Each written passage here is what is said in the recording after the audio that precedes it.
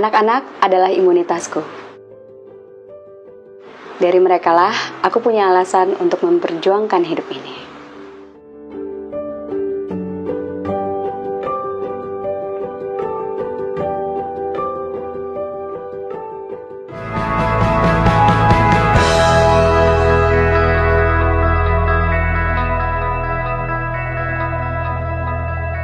Halo, nama saya Hages Budiman. Saya adalah seorang bunda dari 4 orang anak. Saya adalah seorang ODIF atau orang dengan HIV. Saya terinfeksi HIV itu ketika saya baru melahirkan anak. Anak yang pertama waktu itu usianya baru 40 hari. Di saat itu kalau ditanya bagaimana perasaan saya, perasaannya sih biasa aja. Karena kondisinya saat itu tuh seperti Tuhan tuh sudah sudah merencanakan semuanya dengan baik. Pada saat itu juga suami sudah dalam keadaan ngedrop, sudah mengalami wasting syndrome, jamur di mulut sudah banyak, sudah tidak bisa masuk makanan. So yang harus saya pikirkan adalah bagaimana saya bisa menyemangati dia untuk tetap bertahan hidup. And then karena saya juga punya baby dan saya harus mengurus dia, jadi saya tidak bisa membayangkan pada saat itu perasaan saya tuh bagaimana, karena saya terlalu sibuk mengurus suami dan juga putra saya. Kemudian 3 bulan kemudian anak saya sakit, muntah dan juga diare. Saya bawa ke rumah sakit, saya memaksa dokter untuk dicek HIV-nya dan ternyata HIV-nya positif.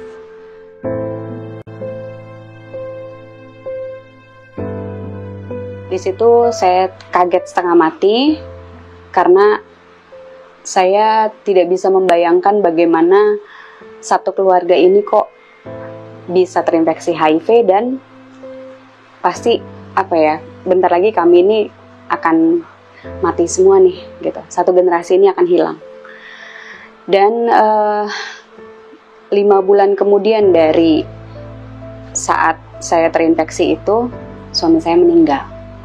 Suami saya meninggal, disitulah saya juga mulai semakin terpuruk karena keadaannya saya pada saat itu harus menerima kenyataan bahwa saya sudah menjadi seorang janda, I'm a single mom gitu ya. Terus saya pada saat itu saya hanya punya kebingungan sampai bertanya, Tuhan, aduh kenapa sih gitu, kenapa sih harus saya? Sedangkan saya ini bukan dari kelompok yang beresiko, saya bukan pekerja seks ya, saya juga tidak menggunakan narkoba, kenapa saya bisa kena? Walaupun itu saya tahu betul, saya terinfeksi HIV itu dari almarhum suami saya yang dulu adalah mantan pecandu narkoba. Bagaimana saya bisa melanjutkan hidup itu, saya sepertinya sudah tidak punya gambaran lain. Tapi waktu itu dokter memberikan saya pesan yang sangat membuat saya tuh excited, walaupun itu seperti angin surga. Dia bilang bahwa Hages, ini karena anakmu masih di bawah 18 bulan, jadi imunitasnya tuh belum terbentuk dengan sempurna. Apalagi kamu memberikan dia ASI secara eksklusif. So, yang terdeteksi itu adalah imunmu. Gitu. Jadi nanti ketika dia sudah 18 bulan, kamu harus cek lagi. Mudah-mudahan nanti hasilnya kita lihat itu virusnya tidak ada. Karena itulah yang benar-benar imunitas tubuhnya dia yang sudah sempurna terbentuk. Pada saat itu saya hanya punya doa. Setiap malam saya berdoa sampai akhirnya hari itu yang saya nantikan tiba. Ketika anak saya berusia 18 bulan, akhirnya saya mengecek anak saya dan ternyata alhamdulillah hasilnya negatif. Disitulah saya seperti mempunyai sebuah titik cahaya terang yang membuat saya, wow, Tuhan baik banget, dan akhirnya saya menemukan alasan untuk kenapa saya mau bertahan hidup. Saya nggak boleh mati sekarang karena anak saya masih butuh saya, masih butuh bundanya. So I will survive.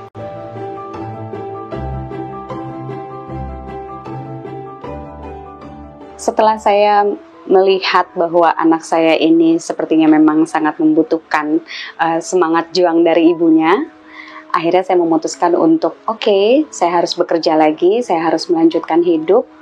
Dan regulasi pemerintah di dunia kesehatan dulu, karena imun saya masih tinggi, jadi saya dulu belum disarankan untuk terapi obat ARV. Jadi cukup dengan menjaga pola hidup sehat dan yang lain-lain saja. Ya sudahlah, saya jalanin aja kehidupan saya sebagai ibu dan saya menikmati itu. Saya bekerja juga. Kemudian di tahun 2010 saya mengalami banyak sindrom yang saya rasakan gitu, seperti diare akut karena sudah 3 bulan itu nggak kelar-kelar gitu ya. Terus setiap malam saya demam, saya keluar keringat, demam tinggi tapi nanti hilang, nanti biasa aja. Terus rambut mulai rontok, badan mulai kurus gitu ya, jamur di mulut juga sudah mulai ada. Dan akhirnya sampailah saatnya saya merasa bahwa tubuh saya ini emang benar-benar sudah tidak bisa tidak bisa bertoleransi lagi. Akhirnya saya menyerah dan saya minta kepada orang tua saya untuk saya dirawat aja di rumah sakit.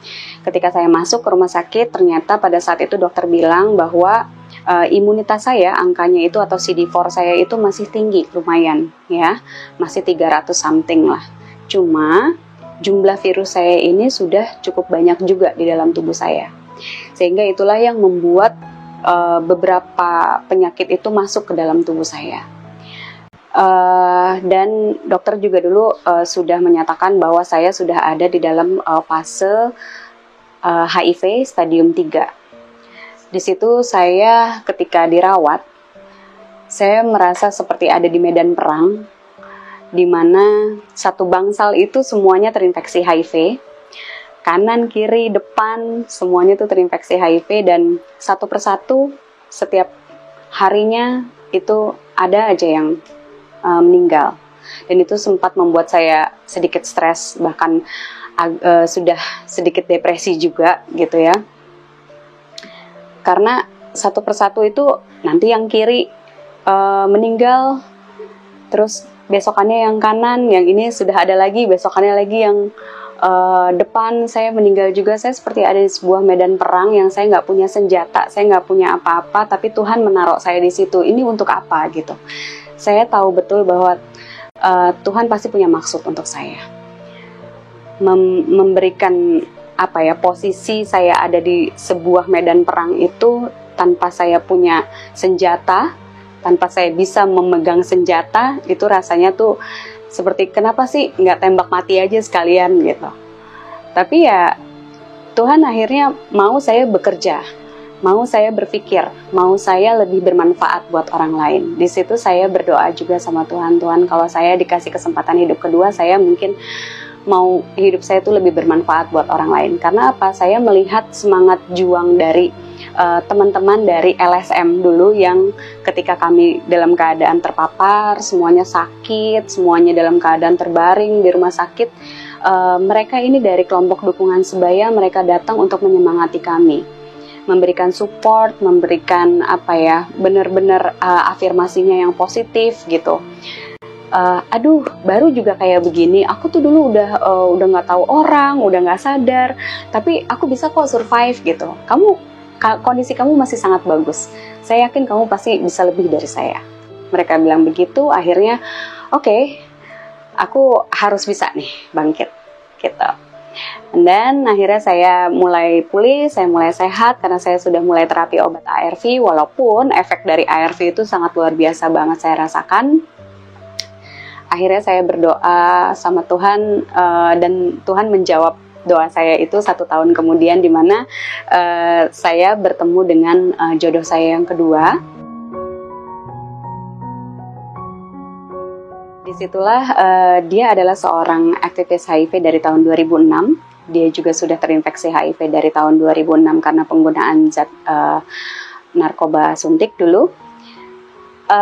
Dialah yang banyak sekali mengajarkan saya tentang edukasi HIV itu apa, tidak semenyeramkan apa yang kita pikirkan. Karena selama ini yang saya serap, yang saya terima itu hanya stigma dan stigma. Tapi edukasi saya tidak saya kembangkan. Dari dialah saya banyak sekali belajar tentang ilmu HIV, ya, edukasi yang tepat, yang baik, informasinya sangat luar biasa, membantu saya, membuat saya tuh sadar bahwa ini tidak seberapa sebenarnya. Ini masih bisa dikendalikan virus ini dan saya masih bisa bertahan hidup. Saya masih mempunyai kesempatan hidup yang sama dengan manusia-manusia yang non-HIV. Saya hanya cukup minum obat ARV, menjaga pola hidup sehat dan mempunyai semangat hidup. Itu saja. Pertemuan pertama kali saya dengan Hages ketika pada waktu itu ya, ceritanya tuh zaman BB nih ya, zaman BlackBerry. Saya lagi dengerin lagu Spirit Carries On, tiba-tiba dia chat saya, oh lagu gue tuh gitu. Selanjutnya ya udah berkomunikasilah kita. Lalu saya mendekati dia, kayaknya nggak ada kode-kode nih. Kebetulan pada waktu itu saya sudah bercerai dan saya sedang mencari pendamping baru yang tepat untuk kehidupan saya selanjutnya. Dia adalah sosok seorang wanita yang sangat sayang dengan anaknya, sangat memikirkan keluarganya, dan dia adalah pejuang tangguh menurut saya. Sosok Mami itu baik orangnya. Aku sayang sama Mami. Aku itu gak pernah malu punya Mami aku yang sekarang. Karena aku itu dijagain Mami dari kecil sampai gede. Itu buat apa malu? Aku itu sering doain Mami tuh kayak, ya Allah, semoga Mami itu umurnya diperpanjang, terus Mami itu dari penyakitnya itu hilang. Pokoknya kayak yang Mami lagi alamin itu semoga udah hilang semuanya. Setelah menikah, beliau sangat ingin mempunyai keturunan. Sempat ada pertengkaran di situ karena saya sebenarnya sangat-sangat trauma ya, punya anak lagi tuh rasanya aduh nanti gimana kalau misalnya terinfeksi HIV dan yang lain-lain. Cuma suami saya itu cukup menyemangati saya, cukup mensupport saya. Dia membawa saya ke orang yang tepat, ke dokter yang tepat untuk mensupport program kami. Ada yang namanya PPIA, program pencegahan penularan dari ibu ke anak. Disitulah dia menjelaskan bahwa bisa kok kamu punya anak. Saya yang jamin kalau anakmu itu pasti tidak akan terinfeksi HIV selama kamu bisa menuruti apa kata saya, menjalankan apa yang sudah menjadi sebuah program ini, gitu. Untuk kamu nanti bisa kamu bisa realisasikan kepada keluarga kamu nih loh. Saya bisa loh mempunyai anak-anak yang negatif walaupun saya dan juga suami itu sama-sama positif, karena pada saat itu juga ada pertentangan pastinya dari keluarga kami yang mendingan gak usah punya anak lagi deh gitu. Tapi karena itu adalah hak kami berdua ya untuk memutuskan apakah kami mau mempunyai anak lagi atau tidak, sehingga akhirnya oke, kita ikutin program PPIA itu. Saya dan suami yang pertama kita cek viral load kita, jumlah virus kita, dua-duanya sudah undetectable, tidak terdeteksi. Yang kedua kami mengecek jumlah imunitas kami atau CD4 kami, jumlahnya sudah oke, tidak ada infeksi opportunistik juga. Di masa subur suami boleh buka kondom. And then di situ akhirnya berhasil, bulan depannya saya hamil, tahun depannya saya melahirkan, tapi saya mengambil keputusan saya mau disesar dan juga saya tidak memberikan ASI eksklusif pada anak saya, langsung saya berikan sufor kepada baby saya. Dan kemudian saya cek anak saya, alhamdulillahnya virusnya tidak terdeteksi pada saat itu. Dan di situ juga saya akhirnya mau membuka suara karena di tahun 2013 itu cukup tinggi angka ibu dan anak yang terinfeksi HIV. Saya memutuskan untuk ini waktunya saya untuk speak up bahwa HIV ini juga bisa menyerang siapa saja, tidak terkecuali ibu rumah tangga yang nggak ngerti apa-apa ya, yang hanya taunya mengurus suami dan juga anak, tapi kami juga bisa terinfeksi HIV. Tapi bukan berarti kami tidak berhak untuk menikah lagi dan juga tidak berhak untuk mempunyai anak lagi, tidak gitu. Tapi kami juga punya hak yang sama, kami boleh menikah dan kami mempunyai anak lagi dengan tidak menularkan kepada pasangan dan juga kepada bayi kami, seperti itu.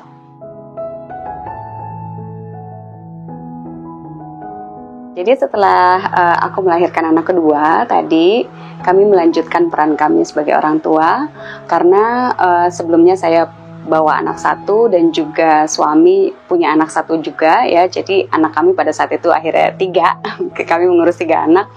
Tapi yang satu ini, yang anak dari suami itu ikut bundanya di Kepulauan Riau. Terus sempat ada pertanyaan dari Denzel, dari anak saya yang pertama. Dia sempat bertanya, kenapa papi meninggal gitu. Dan saya dengan suami itu sangat cukup terbuka, membangun sebuah komunikasi terbuka sama anak-anak, terutama terkait dengan virus HIV yang ada di dalam tubuh kami. Kemudian juga dia sempat bertanya seperti itu, kami jelaskan. Dia sempat pertanyaannya dia adalah kenapa papi meninggal tapi mami tidak meninggal, padahal sama-sama mempunyai virus HIV. Lalu kemudian saya jelaskan bahwa pada saat itu kondisinya memang sudah buruk, papimu sudah dalam keadaan yang memang sudah telat untuk diterapi. Di saat papimu juga tahu mami terinfeksi HIV, kamu juga sempat terinfeksi HIV, di situ papimu ngerasa depresi, tidak mau melanjutkan terapi obat ARV, dan pada saat itulah akhirnya beberapa bulan kemudian beliau meninggal gitu. Nah, yang menjadi PR besar buat mami dan juga ayah sekarang untuk melanjutkan hidup adalah bagaimana kami terus berjuang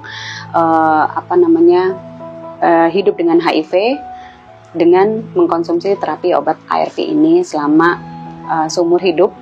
Tapi kami tidak mau bilang seumur hidup sih, lebih tepatnya sampai dengan nanti antivirusnya ditemukan. Karena saat ini kan antivirusnya sedang diteliti ya, seperti itu. Jadi kami terus berjuang ya sama-sama di keluarga kami, dan anak-anak alhamdulillahnya juga support. Jadi setiap kali kami kayak kecapean atau apa, alarm bunyi, kami udah ketiduran, itu mereka justru yang membangunkan kami, mengingatkan kami untuk minum obat gitu. Terus beberapa tahun kemudian itu berjalan, suami ya mau punya anak satu lagi karena yang satu sudah dibuktikan bahwa kami berhasil ya, terapi kami berhasil dan program PPIA itu juga berhasil. Oke, akhirnya kita bikin anak satu lagi, jadi total anak kami ada 4 semuanya. Tapi di saat anak keempat kami lahir itu, saya terserang sindrom namanya postpartum ya, postpartum depression, di mana itu sangat-sangat mengganggu mental atau kejiwaan saya. Karena di saat saya baru melahirkan anak itu, 3 hari kemudian saya pulang, anak saya tetap dirawat di rumah sakit karena pada saat itu ada beberapa kondisi yang tidak memungkinkan dia untuk ikut pulang ke rumah. Kekhawatiran saya cukup sangat berlebihan, besar sekali, takut dia terinfeksi, takut apa gitu loh ya kan. Tapi ternyata ini hanya trombositnya yang memang tiba-tiba drop, dan itu harus perlu perawatan yang intensif. Jadi selama 18 hari dia itu di rumah sakit, saya di rumah itu rasanya saya gila, setiap hari saya nangis. Rasanya tuh kayak 9 bulan saya menantikan putra saya gitu kan, tapi ketika dia lahir, kenapa dia tidak ada di dalam pelukan saya itu.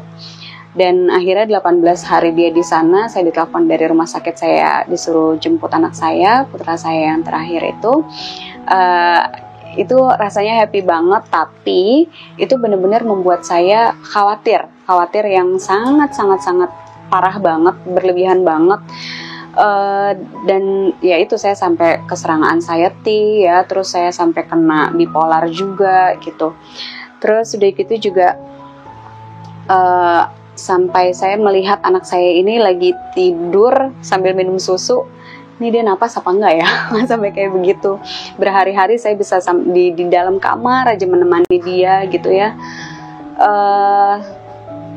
Sampai jarang mandi kayak gitu, sampai aduh rasanya tuh apa ya, takut banget kehilangan dia.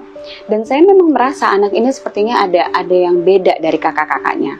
Dan ternyata benar saja dugaan saya, firasat saya, di saat dia usia 2 tahun dia memang speech delay ya. Dia telat bicara. Saya periksakan ke dokter anak, spesialis anak, dan ternyata di situ keluar diagnosa bahwa anak saya punya kecenderungan autism.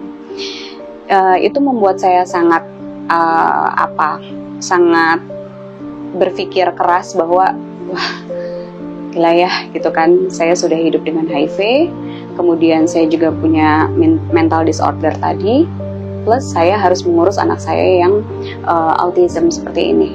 Pastinya itu tidak mudah, tapi alhamdulillahnya saya mempunyai support system yang kuat. Ya, saya mempunyai keluarga yang sangat luar biasa. Suami saya juga sangat mendukung saya gitu. Satu sama lain antara kami orang tua dan anak itu juga kami saling membantu, sehingga akhirnya kami bisa berkomunikasi dengan baik. Kapanpun saya merasa letih, kapanpun saya merasa minta bantuan, itu mereka bisa bantu, sehingga itu semua bisa teratasi.